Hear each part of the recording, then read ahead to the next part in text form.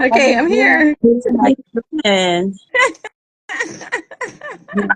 that I'm telling you, it's a lot of work. I feel like I be like, I need to play a whole song just while I'm trying to get it to all come together. It takes forever. So we're just gonna basically wait for a couple more people to join because No it's only a problem. 15 I have time, so no problem. 15 minutes of people's time, and then after 15 minutes, we let y'all go because we know that at the end of the day, 15 minutes of scrolling is what we do. So why not sit there and have something that's for the culture? You love poetry, you love art, authors, let's go. Welcome to the interlude.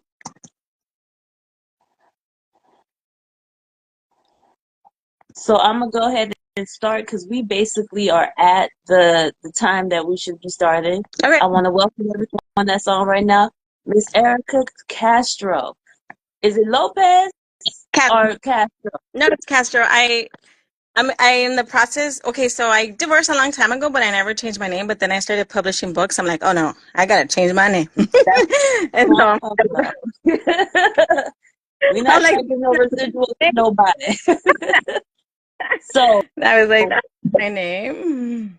also, you're a teacher, you're an Yeah. English teacher. You help your students who are also publish and write books, write their poems. You've also opened up your own, you have your own publishing company, which is amazing. Um, you have two books. You have one book that's out and you have another one that is completed. No, I have two. I'm publishing two books at the same time. Oh, go ahead now, superpower. Look it. That's what I'm talking about. That's your superpower, isn't it? So you have also a show that's coming up this Saturday, right? Yes. Yes, no, I this Saturday I have a show coming. It's my book release. I'm publishing two books. One book is called The Pain Left Behind, Surviving a Suicide Loss. And it's just poems that chronicle my grief due to I lost a loved one. And so that's that book. And then I had written before this loss a book called Creating Peace Through the Grieving Process, and it kind of helps you, make peace when you lose somebody. Right. So I decided to publish them together. So, and I know that there are a lot of individuals who are out there that are still grieving, that have lost people, and it takes time. And I love and I appreciate the fact that you actually are there giving people the tools to feel comfort in what they're going through.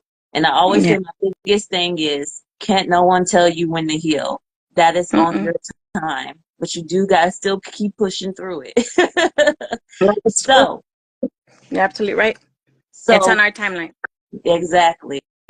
So we're gonna get started. What can we hear your poem?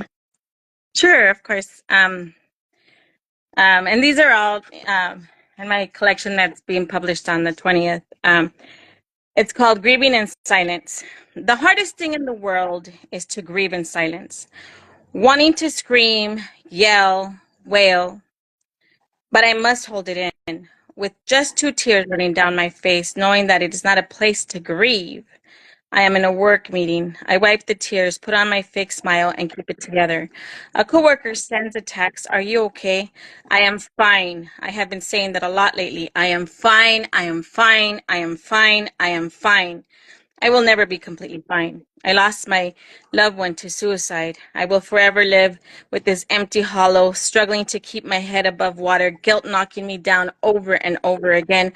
How dare anyone tell me you should move on? Don't feel guilty. She's in a better place. She would not want you to be sad. I do not want to hear that. I miss her laugh. I miss her smile, her sarcasm, her essence. I miss how she loved me. Don't tell me love transcends time and space. I want her here. Are you still there? Yeah, I'm here.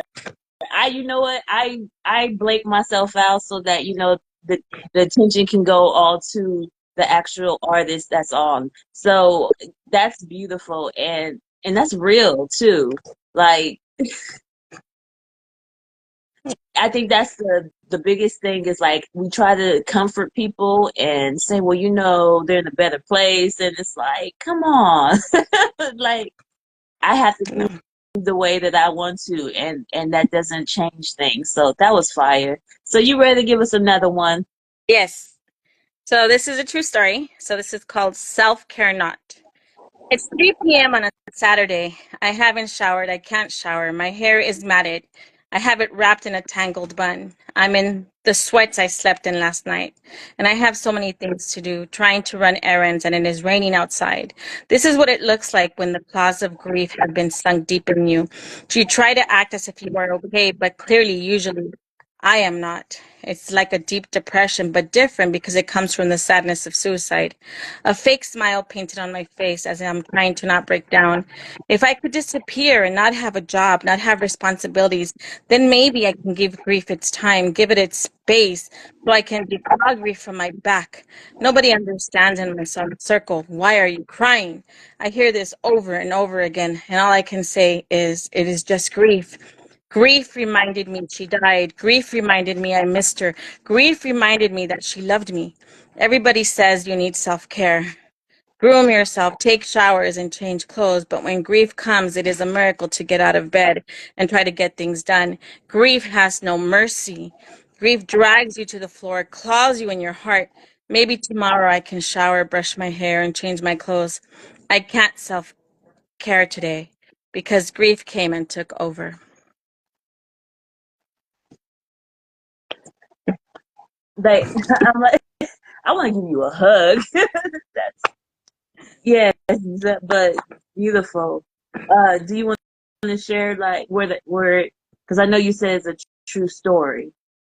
Yeah, so this has been the hardest loss. And see, it's ironic because I wrote the first book because I had experienced a lot of loss.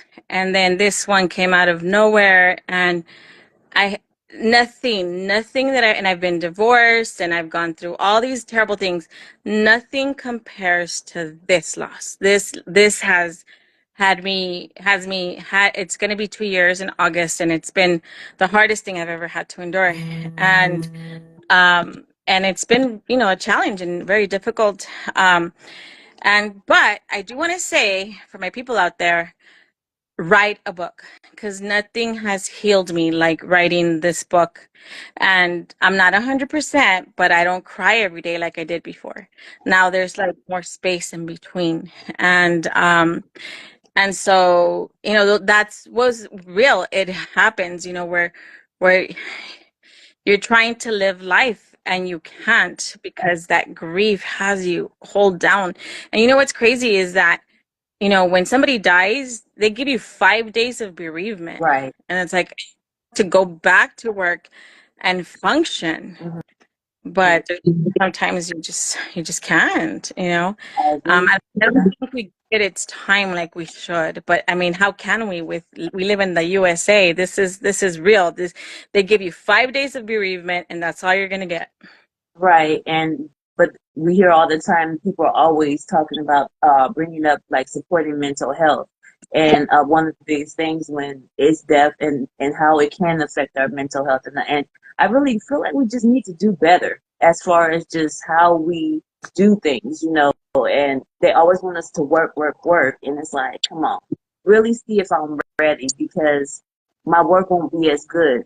Do you want me full or do you want me half empty? Like, I agree with you. So we're on that very last poem. You Okay. got it for I us? do. This one's called Thursdays. From the moment you chose to die, Thursdays will never be the same. For weeks, I had to brace myself when Thursdays came. The memories of that day infected my mind, the words that were said, the fear of where you were, the worry of your well-being, the lying to myself that you needed time away and that you would be fine. Little did I know that you chose to die and you were not fine and I would never hold you again.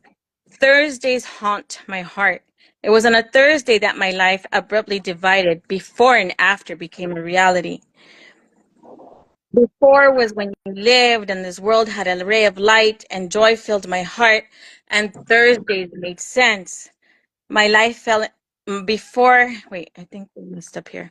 No, okay. Take your time. Take your time. It's all Before you. when you lived and this world had a ray of light and joy filled my heart and Thursdays made sense. After my life fell into a pit, I lived in the darkness of Thursdays. There was no hope, no joy, and I was full of confusion. Thursdays are not just any old day of the week. It is the day I lost you, the day a storm cloud decided to follow me. Thursday became a day that if I smiled or laughed, it became a sin. I do not deserve happiness. Thursday was the day that guilt reigned and poured over me and lightning struck. Thursday said, "You will never be the same," and I have not been well since that Thursday. Everyone says they hate Mondays, but I hate Thursdays. For the rest of my life, for the rest of my breaths, for the rest of my heartbeats, for the rest of my time, I will move with this pang of pain in my heart, reminding me that you chose to die on a fucking Thursday. Ooh. Ooh.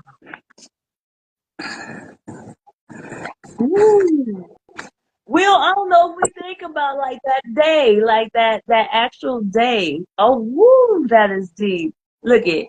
I don't, can y'all give fire and hearts? I mean, that's what's up. Thank you. I,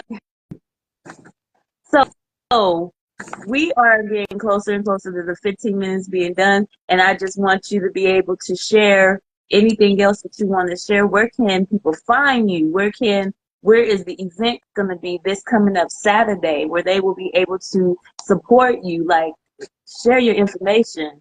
So, you can follow me on IG, Erica Lopez 74. And it's at the Sims Library at 5 o'clock, but there's also a Zoom link. So anybody who could hop on at Zoom, it's a dual book release. I'm releasing 2 books. And also, if you're a writer, I do run a publishing company. You can email me your manuscript at daxonpublishing@gmail. And I'll always I always respond to people. Like I never leave people. Like I'll say, thank you, received, I'll get back to you. One of the things I hate it when you submit and nobody says anything. So I always respond to you. If you're interested in, sending me your manuscript. But thank you so much for the opportunity. This is amazing. Yeah, thank you so much too for coming on. My goal is to definitely just bring people who, a lot of people don't know about poetry. And that the importance of words and how it can uplift and change people's lives. And if we can all come together anytime that we can, if it's in person, if it's on the internet, wherever it is, let's come together and do this. So thank you again, Miss Erica. And y'all, every Wednesday, the interlude, 7 p.m. Please join us. It's going to be a new poet next week. Until then, love on yourself, love on somebody else, and man, stay cool because it's hot as out there. Come right there. Thank Man, you. I should write one right there. Oh, bye. Thank you.